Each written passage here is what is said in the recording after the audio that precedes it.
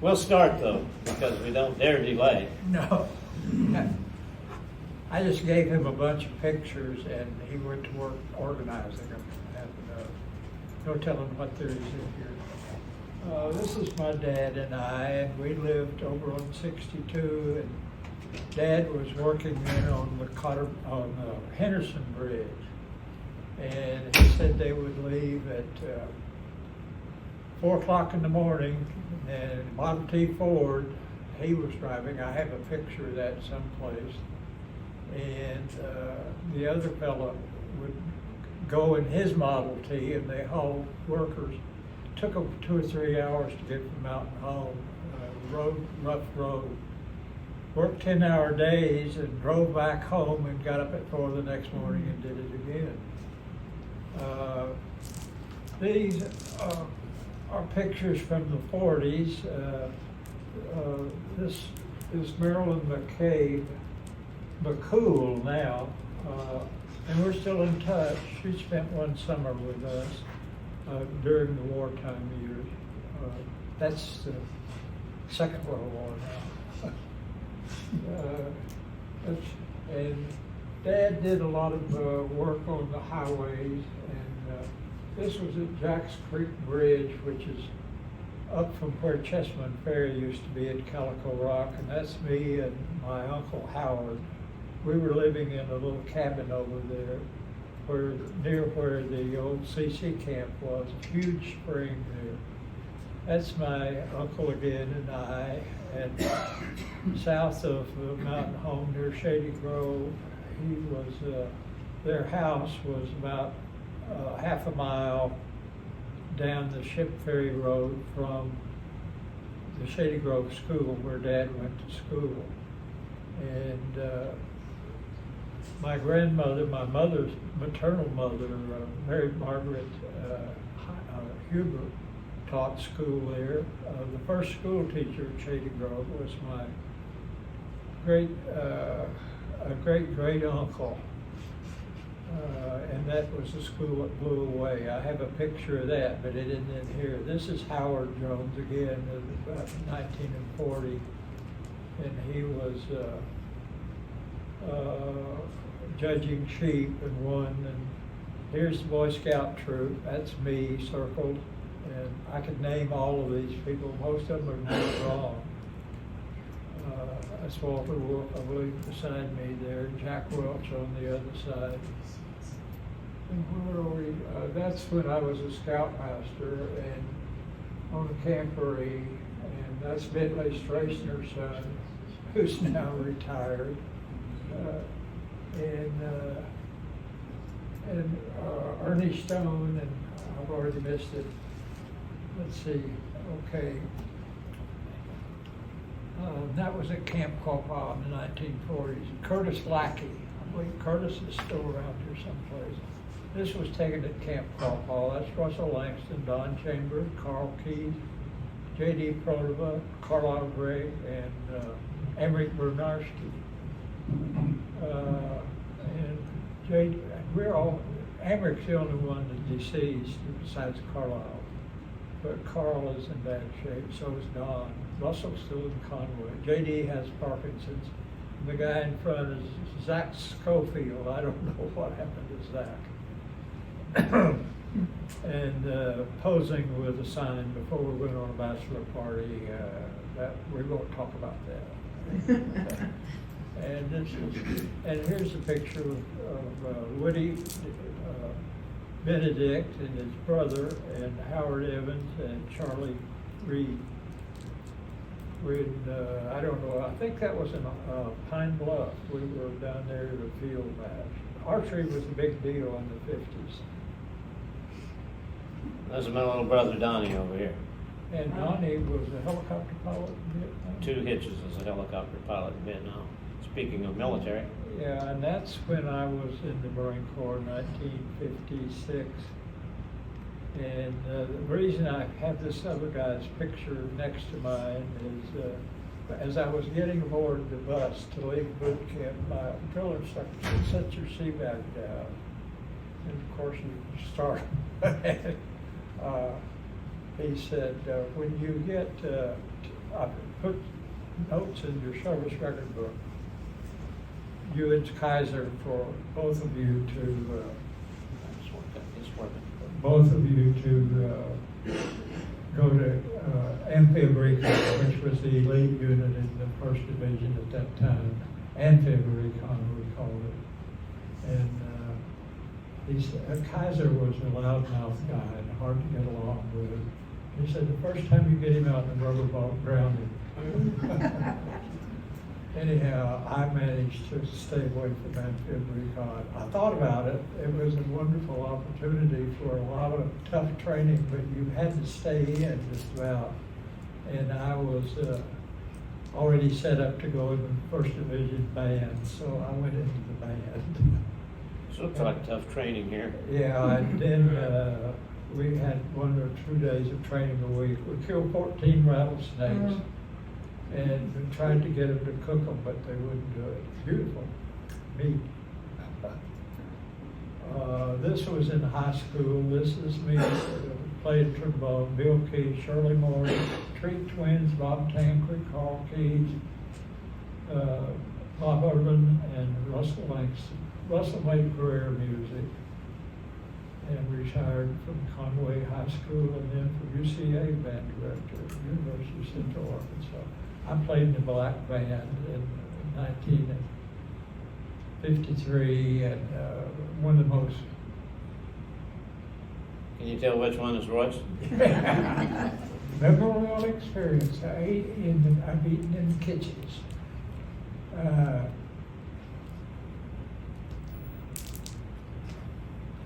This was when I was in, excuse me, this was when I was in the Marine Corps. And this was the Howard Brothers, excuse me, man, drink some water.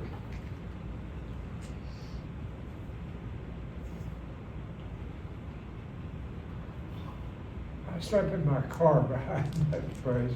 Hold that close. Slept in my car many nights behind this place. And this was the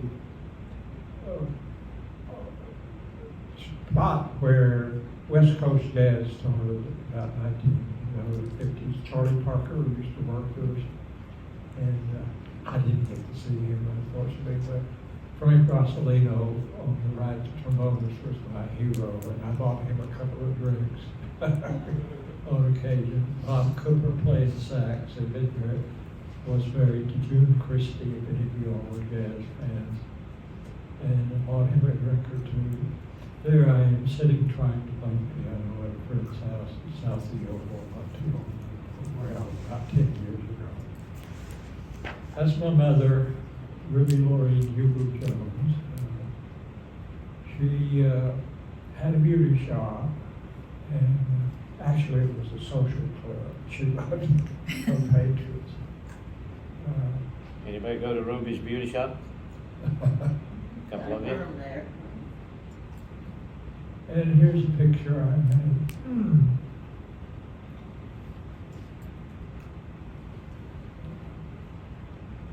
And there's Dad and his brother. There was a closer age between Howard and I than there was between Howard and Dad. And it was like Howard had two fathers. He was very athletic and ran the 100 and broke a state record, but it wasn't. His coach timed him. He went to school at Norfolk, had a scholarship to Fayetteville to play basketball, and had a bad love affair and dropped out of school. Those high school romances are deadly.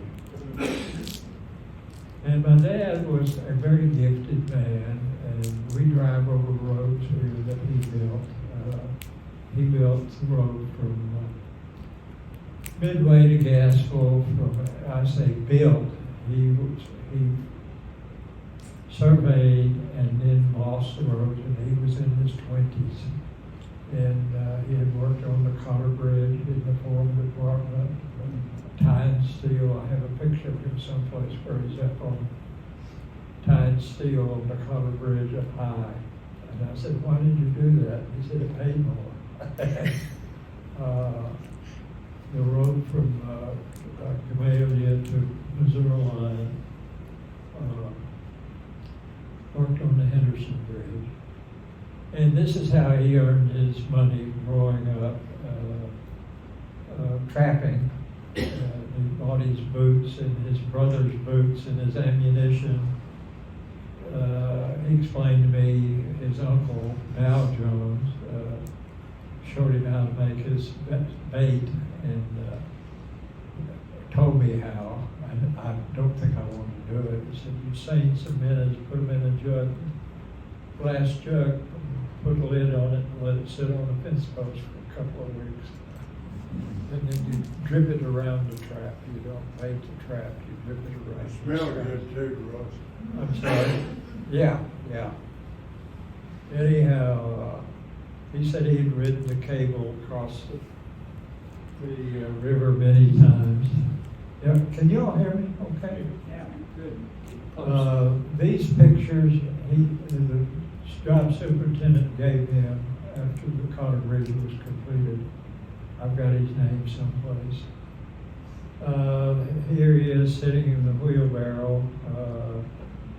This was kind of a maintenance project, and it was actually the WPA was to get people fed and do a little work. And he lost improvement from Calico Rock to Boswell. There he is with his toolbox, and that toolbox is in the museum in Mountain Home, going to work on the Henderson Bridge. And this is kind of an interesting story to me. The Henderson Bridge was a Hoover job, so-called Hoover job. And you couldn't use power tools, with the idea being that if you couldn't use power tools, there'd be more labor and more people would get jobs. So the superintendent came to him and said, can you get a bandsaw and an engine and find a good stand of timber and cut those arch rings out so we'll never get them done any other way? So he did that. He found a Model A engine and a bandsaw, and they cut them out off-site and hauled them in. And those were the forms for the... And this is the bridge that's now under the water. Yeah, it Lake went Uneventful. underwater in about 5 or 6 years. This was the first little building that he built in Mountain Home. There was O.H. Ray owned the building across the street, and they'd been working there for a while. And he started building lays, lays to make fishing lure bodies over there, and got in touch with C.A. Clark Water Scout people in Springfield, Missouri at that time, and soon he had, that's when I started to work too. Soon he had orders from South Bend and May Company and a number of large manufacturers. It was a seller's market right after the World War II, and huge demand. And I went to work, and I got paid a quarter of a cent a piece. I was about 12, 13, and I was earlier than that. Anyhow, it paid me a quarter of a cent a piece to turn. I'd worked enough to get a Coke probably. Anyhow, it's been an interesting adventure in the sporting goods industry. Then after I got out of the Marine Corps, I started with a friend, Richard Lanning, started Old Guy Game Calls, and managed to get manufacturers representation in all the states. Then they cut the duck limit down to 1, and the first post-war recession hit about that time, and it was not successful. We finally folded it up, sold it to some guys from Texas later. But we had a lot of fun doing it. Here are some of the companies we This is an H.A. Jones wood turning card over here that I had made. Clark Manufacturing, South Bend, Woods Manufacturing, Gypsy Doodle, Cordell, Gilmore, Ray's, Smithwick, Strike King, Zebco, Brunswick, P&K Tackle, Cajun, I guess you can read it, I don't need to. And here's a box that I have right now, a box of calls, and just a variety of things that are left over, odds and ends. And this is my display for the calls that we were going to make. One fellow told me from Pennsylvania, my manufacturer that I had up there, he said, we have soup lines up here. That would have been a 58, somewhere around there. I'm going to interject a little story here about the duck calls, because one day at the Heritage Center we had a call from a lady on the East Coast, and I forget even which state it was, but she had a duck call and it said Mountain Home, Arkansas on it. So she was calling to find out how a duck call from Mountain Home, Arkansas got out to their historical museum, and they had it on display. So I was able to tell her about Royce and tell her the story of him and his dad working on this type of stuff. But it's on display in a museum on the East Coast. I'll soon be in the museum. Okay, this is a machine that sat for about 20 years. Microphone. This is a machine that was in storage for about 20 years before and after I moved to Bruno. And here it goes. And Dad, this is one of the machines Dad built. This is in 2019, I think I did this. I took it out of storage, and it's running again in Shreveport.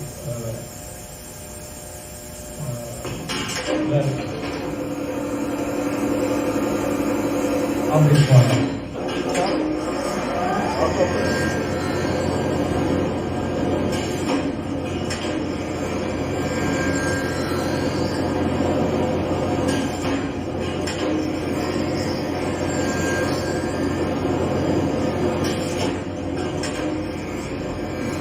Normally, there would be something in front to catch those.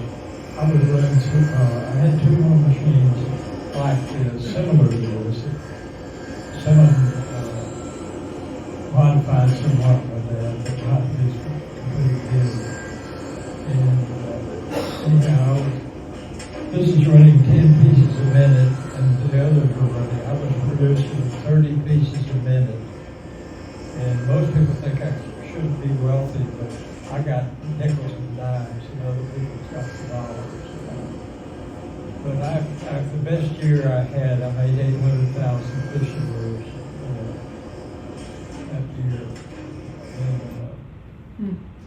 And here's a machine. Dad built 15 different automatic machines, or of a great variety, not just lathes, but sanders. And that was at Brown Manufacturing, and they made mostly beds. Their first lead off was price merchandise, a coffee table and two end tables for very cheap price. Was this in Pine Bluff? Yeah, and they were producing about 1,000 of those a week, I think, something like that. And the other picture was of my shop I had in Pine Bluff. I had two locations. That's just my desk system. Couldn't put all these pictures in here, or we'd be here for a week. This is the original pattern that I received from the PSO company, very primitive pattern, and I redesigned it. Here's the redesign. And this is the original call that I produced, and they photographed. That's the #1 call, and I still have that original model. I ended up, one of my employees made a mistake one day, and we were making a large gobbler box and a head box, which was a little small. Well, and the gobbler box had a hole drilled in the lid. This one didn't. So he drilled the wrong lids, and so I had about 150 of those. And so I gave them away, and since I've moved up here, I think I sold a couple of dozen. We've got one of Royce's hen turkey calls in the Heritage Center. You can come in and call a turkey. Anyhow, these two tackle boxes were made in the 40s. Earl Beck was one of the men who worked on these with Dad. He's local. And they were Dixon and Clausen tackle boxes. They are collectible now. Here I is still Jason. have one of those. You I'm do? sorry? I still have one of You're those tackle kidding. boxes. Or buy it from me. Anyhow, I was going to tell you, don't sell it too cheap. I know people who paid $1,000 for one. Anyhow, I took this from Sporting Field magazine. Jason Lucas was the leading outdoor tackle rider. Then Clark Gable had one of them and used it in the movie. I've forgotten the name of the movie. I think we gave it, Dad gave it one of those.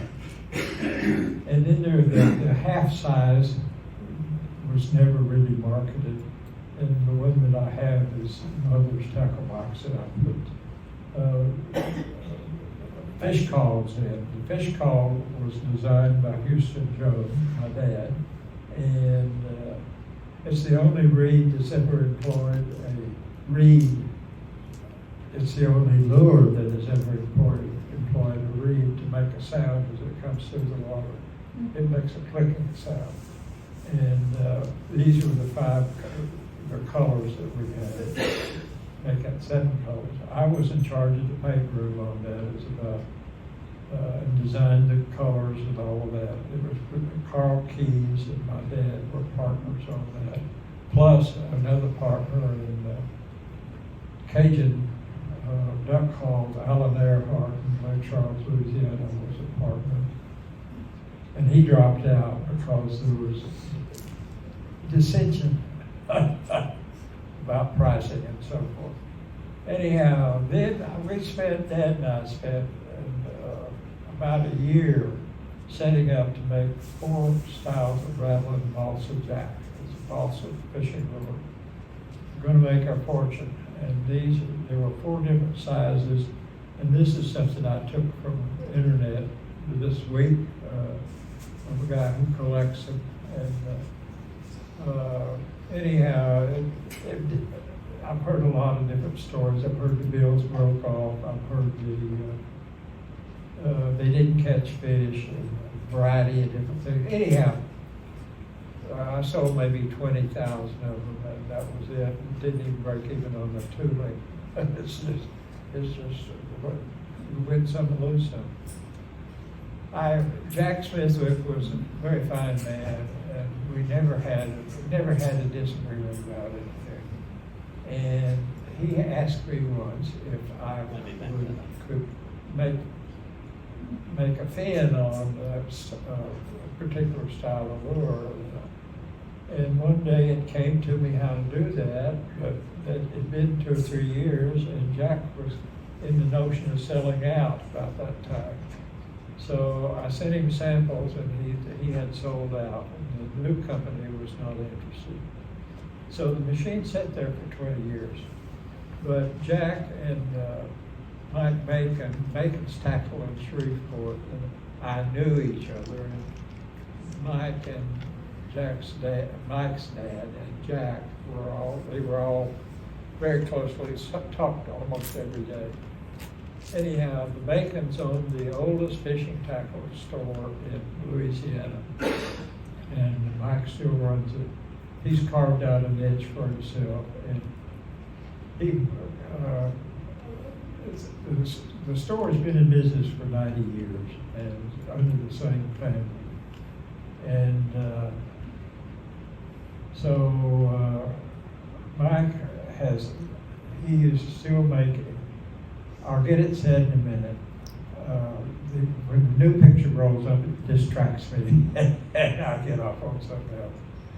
This was the first fishing trip that Mike took with that lure, and he caught 200 bass in one weekend. Of course, that was in Mexico. Anyhow, that's my swan song. And the one that was pictured is one that he had me sign, and he signed, and I think there were 6 of them. Not that that means anything, it's just one of those lures in $1.50 to buy you a cup of coffee. This lure on the left here, this small yellow one, David's doing the pointer. Okay. LD Pop Adams and Dad partnered on that. And there was a fellow out by Midway, a sign painter, oh boy, brain, come on, Bill Henson. Bill was a very talented guy, and he made all the molds and everything for that. And AC, it was called Ace High after A.C. Dickerson, who was probably the outstanding guy on Lake Norfolk at that time. And Pop Adams was retired from major tackle companies, and when he died, he had 22 out-of-state fishing licenses that year. He was a promoter, and he and his wife were national fishing champions, casting champions.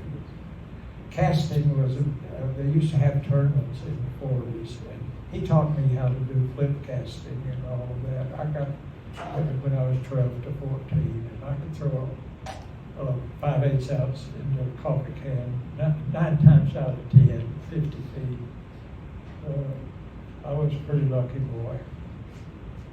And these are some of the body styles that I made for Smithwick lures.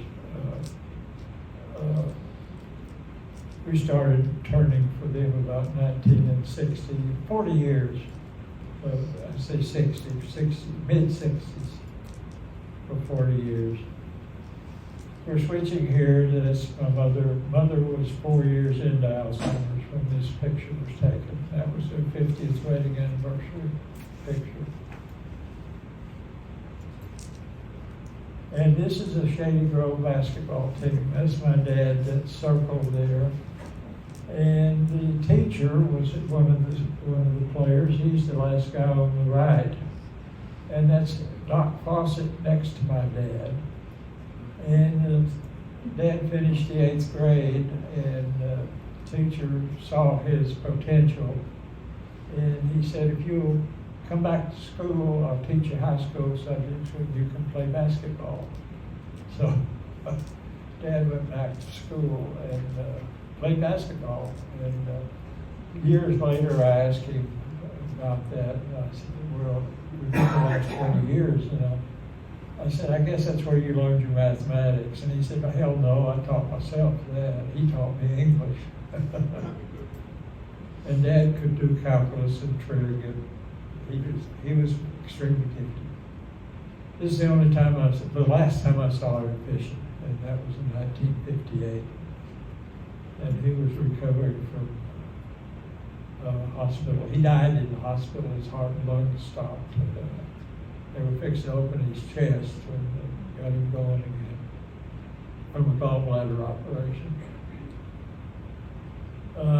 This is my granddad, like I said, lived about a half a mile south of the Shady Grove School on the Ship Ferry Road.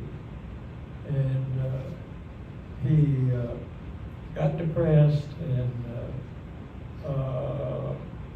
I'm not sure the time frame of all this happening, but Dad tried to talk him out of it, but he had bought it from Curley Land Company, and he just let it go back, and he owns another place down on the creek, and he lost, oh yeah, I remember now, I guess it was about 19, and when he lost 2 barns and 2 houses full. 2 barns full of hay in a house when that happened. And here they are in Mountain Home about 1950 something. And I didn't get a picture of it, but here's my hot rod Ford wheel with a chrome radius rod sticking out. Go ahead. And here I am on leave from the Marine Corps with my leaded in 49 Chevrolet convertible that I did myself. This was your house? Yeah, that was where we lived. That's all shopping center now.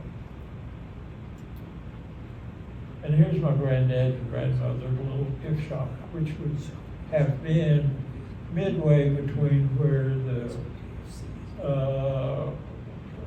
Colonel Sanders restaurant is and where the shopping center is, where and the medical clinic there, the Quickie Medical Clinic.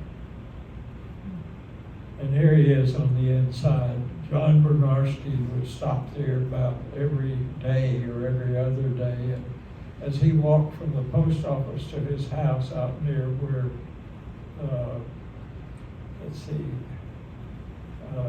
Wallace Knob Road is. And John was a watch tinker, watch repairman by mail, and he would take them home, work on them, and then mail them back. And his son Americ was in the Boy Scout troop. I think we saw his picture a minute ago. Good family. They walked to school every day, and there were 4 or 5 of them. And one of them got a PhD in biology and taught at, last I heard, was a PhD in biology at one of the major universities. I can't remember which one. And here's this would have been about 1967 at Pine Bluff.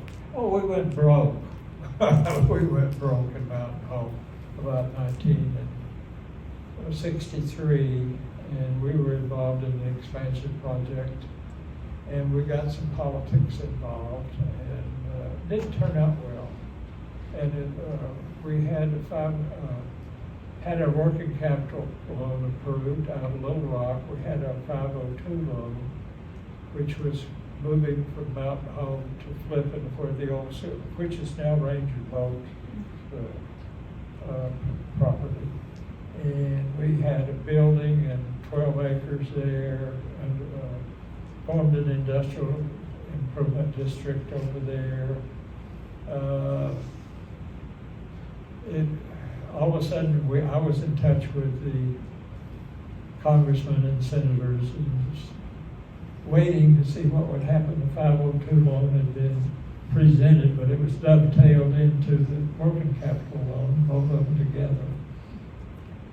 And wasn't much money. It was $25,000 in 1963, which would be $250,000 today. But anyhow, the man came up from Dallas and said, well, and he proved everything, and we were in touch on the phone, and he said, well, I can tell you that your loan has left here and gone to Washington. And he said, when it goes to Washington, that means that Congress only approves it. It was never approved. And I won't get into the rest of the story. But, Tell us about your family here. Oh, yeah. Anyhow, that's why we moved.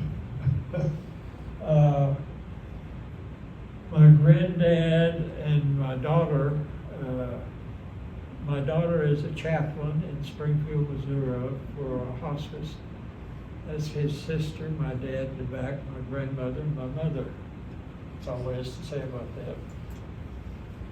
Here's my dad on his last trip to Mountain Home. We were going to, he couldn't make it around to the old Shady Grove School at Cooper Park.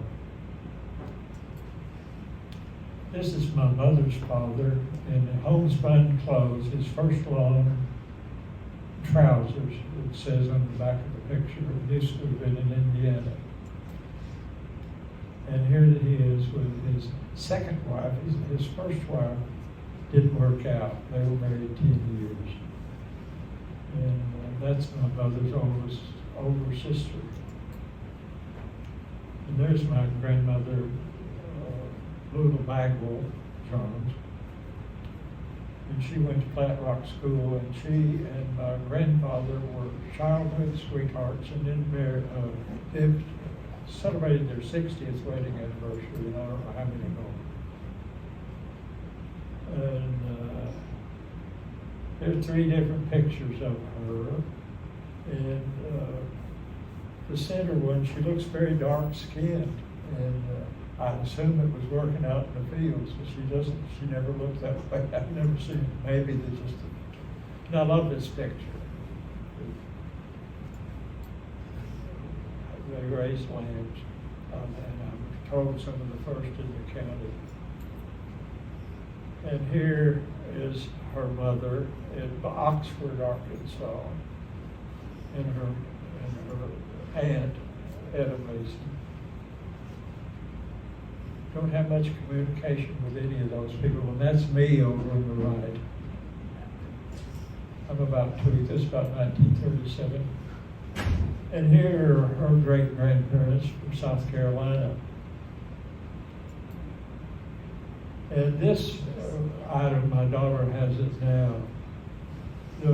There were several children in the Bagwell family.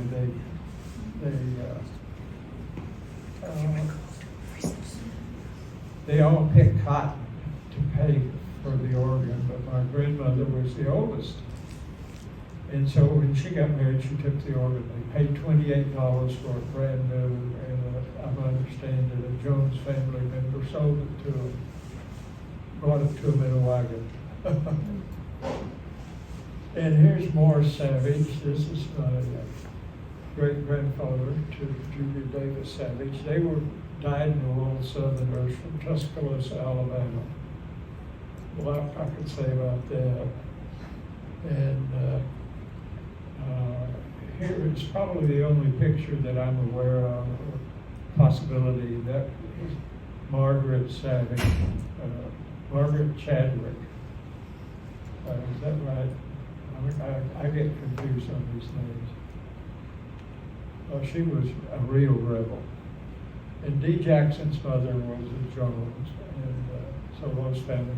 And Hiram Jones was a smart one in the family and died at 18, I think 18. He had perfect attendance at the school and honors and all of that. Here's some more. The Reynolds family just kind of disappeared in Texas. Very successful. I've got pictures. Okay, this is something that someone else wrote. That we were Cherokee Indian ancestry. And this is true. We lived in Tennessee in 1823, but the Cherokee ancestry's never been proven. It's more of a romantic idea than anything else. But Dad would tell a story. We have Dutch in our family, and I'd say, what makes you say that? Well, the old sisters. My granddad cared for old people a lot of his life, years of his life. That's just the way it was. In maybe 30 or 40 years, he had an older person living with him. And anyhow, Dad would say they were speaking, the old aunts were speaking Dutchy. And I'd say, what are they saying, Dad? They're speaking Dutch. But the thing is, they also smoked corncob pipes. They also made chopped beer and get a little high. And so my best guess is they were speaking Cherokee. And it goes back so far, it goes back to the 1700s. And a lady in Calico Rock, his name is not instantly coming to me, she said this area was rich with Cherokee. This is a Bible that I inherited. The date is Rachel Walker Jones, who is buried down off of the old military road on Penrose Lane at the Horn Cemetery. She had a family record in there, and that's what kicked off most of it. With a name like Jones, you need a family record or something to get the genealogy going. and provided dates. This was a bread tray. It got stained on the inside. I don't know why. I've got a picture of the other side, but my dad used that to play in the creek with when he was a child. And I imagine this is the best guess. It was inherited from my great-grandfather, but chances are it goes back further to Rachel. Oh, and Joseph. Rachel and Joseph were your great-great-grandparents, Yes, right? yes. And here's her, thank you, by the way, Jeff, for cleaning up the Morton Cemetery. I went down there the other day and got a dose of seed ticks. Anyhow, someone else had put a marker there. She was buried there in 1864. And the next oldest brother to my great-grandfather, James Madison, was 21, and he was in the Union Army out of Springfield. And I was able to find him and some of his activities.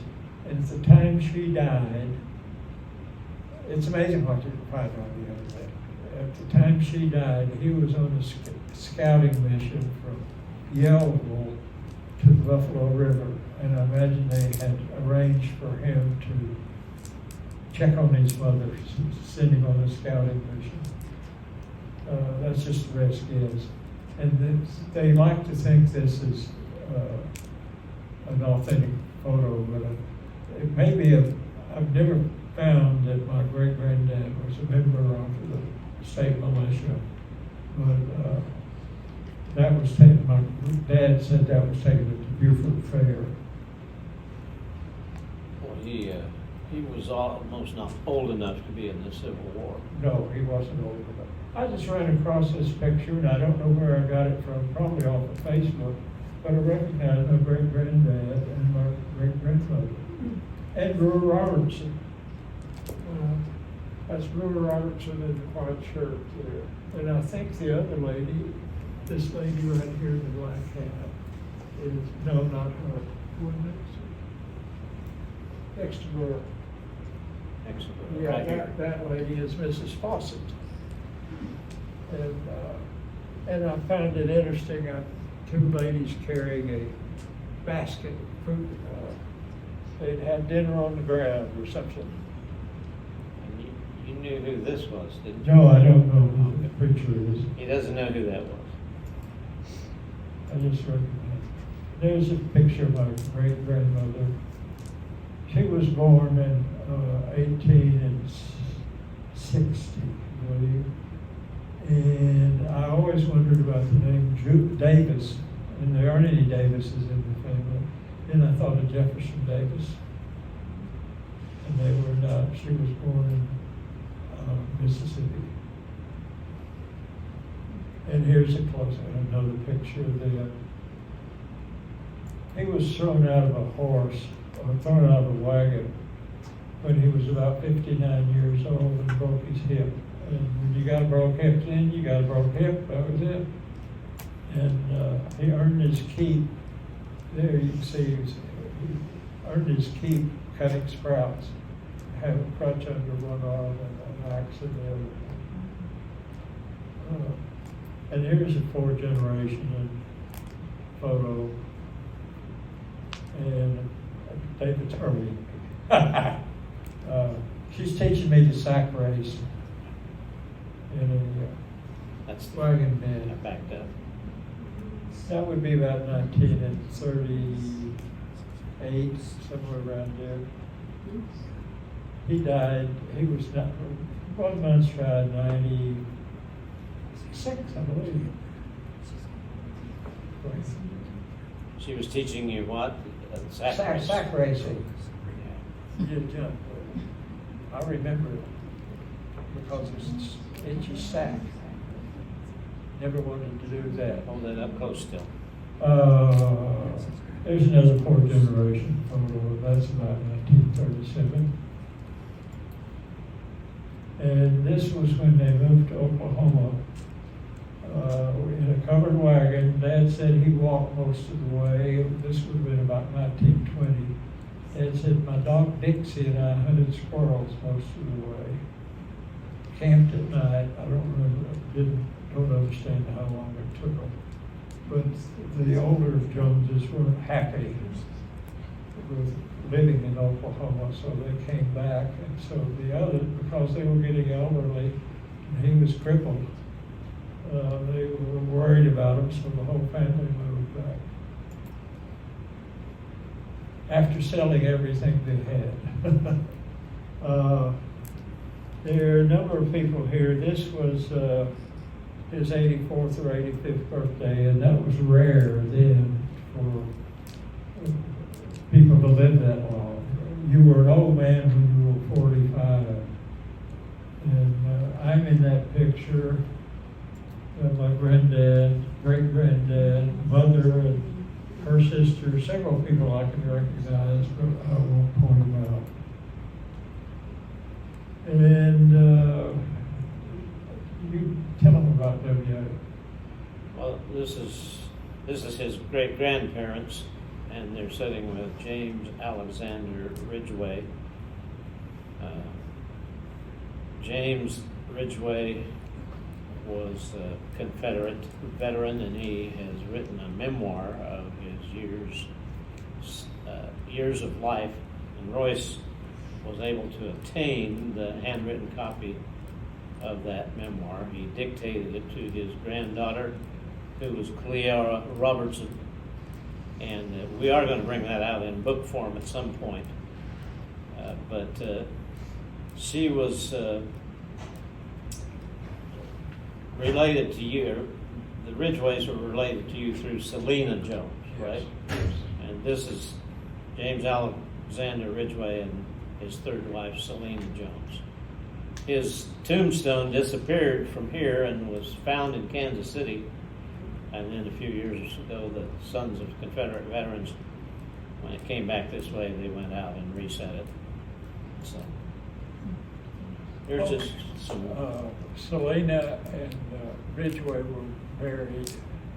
Let's see, my grandfather, Charles Baxter, was born on the day they were married, and they lived together for 30 years. Microphone. Hold the microphone up. Oh, They can't hear you. okay, let me get some nicotine here. Get recharged. Okay, Selena and W.A. were married on the day my grandfather was born. And they lived for 30 years. He was invalided pretty quickly. And Granddad probably started caring for them, both of them, until he died.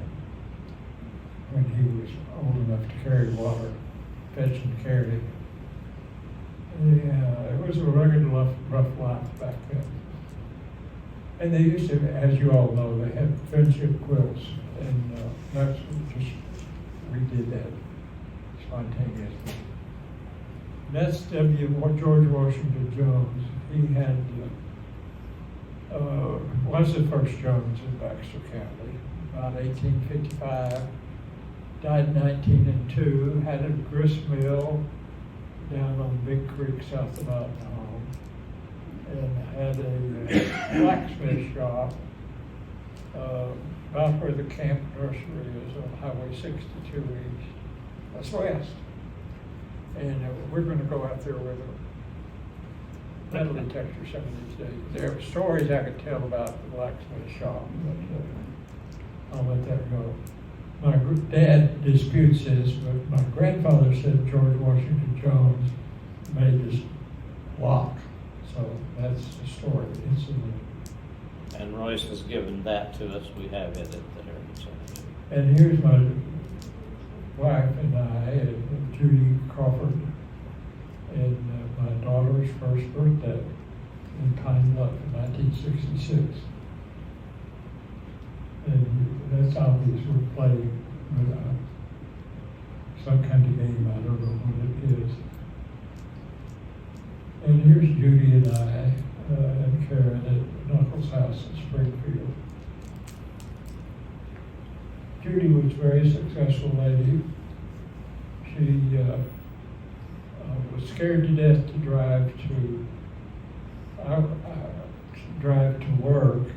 I was working for the health department. It's all runs together. Anyhow, she was scared to drive to work at Littlemark. So I had to take her to work for a couple of weeks, and then she ended up the legal administrator of the largest law firm in Arkansas. They had 75 attorneys. Herschel Friday was nominated for U.S. Supreme Court Justice, Chief Justice. And Judy came in one night and she said, well, there was some guy in here, John Dean, was talking to Mr. Friday. Of course, he was being interviewed and vetted by the IRS right then. And This is Judy with some of her family, right? yes. And anyhow, then a fellow named Rehnquist came in and they talked for, had a long conference. And then Herschel's name was withdrawn and Rehnquist became Chief Justice. Anyhow, long way from the Caroline and Thurman Reed, who lived in the Bio country over across near Gamaliel. And that's Thurman and Caroline and Judy's folks and Judy and my son Tom. My son Tom, by the way, is a musician. He's in Nashville, Tennessee. Trying to make it. And here he is fishing. Great picture.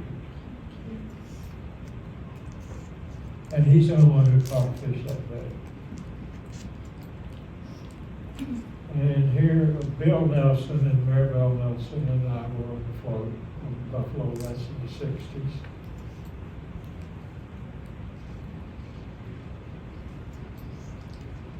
And that's my granddaughter and I in the 2000s on the Buffalo. And here there was a Bagel reunion, and that's Helen had made Dad a bib. Helen was, and I had a 25-year relationship. And the last 10 years at Bruno School. And she was a three-dimensional ceramic artist. That's what you talked about, Tom, a bit before we got. And anyhow, in Thomas, we were over in Oklahoma and he heard a steel guitar. He was about 6 years old and he was running the car across the back of the seat. And he said, came up on the radio and he said, "What is that?" And it's been that way ever since. He went on a 30-city tour with Peter Buck and REM. And Peter, he got Crossways, that's another story. But it was supposed to be, they finally paid him. He came home in August or September. And they finally paid him $500 at Christmas. And here is my granddaughter and her family. She has 4 children under 7. And with one, the most recent one, Brecken, was just born about 2 or 3 months ago. They live in Springfield. And Helen was a fantastic ceramic artist, teacher, student faculty senate president at UCA for about 25 years. Arkansas Central, yeah. And University of Central Arkansas. And here's a piece that went to Washington, D.C., A Conversation with Freedom. And I forgot, artists are often trading work, and I forgot how that deal was. And this was her last show and we had a wreck, which I suppose could possibly caused her pancreatic cancer. We just picked up the sculpture stands and were in the truck at some drive with some kind of medical problem across the highway head-on us, and safety seatbelt strap could have caused her. She came down with pancreatic cancer shortly after that. And we had property, 20 acres over camping ground on Big Rocky Creek near Morning Star. And there we built Helen never camped. And so we built a tent platform, and it was every weekend then. We had to go camping. And then we decided that we were getting too funky dirty to where we were afraid to go in restaurants after. So there was this old house that was pretty bad shape. So we made a deal to rent it, and we cleaned it up, and we had a lot of fun. This was my dad's trip. Dale is now gone, and Nettie is in bad health. But this is when Nettie is my fourth cousin, and Dale was my oldest friend. So we've had a long relationship. Here it is, Bruno. Christmas, our first Christmas, which had been probably 2003, 2004, and it was 0. And I walked down there and took a picture. This is the Bruno School we bought, and those were the 3 buildings: a gym and a classroom building, and one with 2 doors is the one we converted into living space. There's a 40 by Olympic-sized swimming pool in that L behind the house, and the new owner has finally got some water in it. Here we were remodeling and burning trash. We saved the property. It'll be there for many years. Put a new roof on the gymnasium, and where the gym would have fell in by now if we hadn't done it. Had to go to the basement to put reinforcement up. Helen she was just gotten back on her feet. She went down to 87 pounds. And she was about 3 months into 6 months of hospice care. David said he took this picture. I don't remember it. This is after Helen has passed away and Yeah. Royce was still living at Bruno. And you took that one too.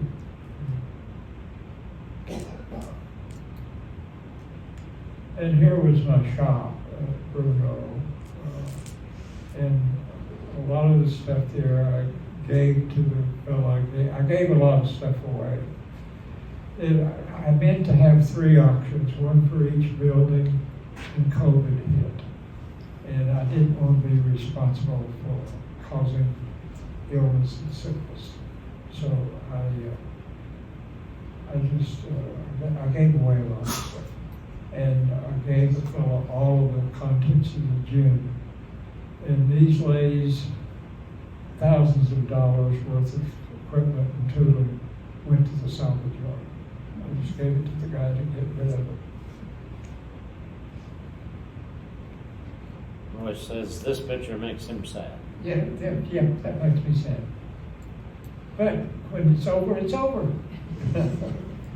And I hope you have, I thank you for bearing with me.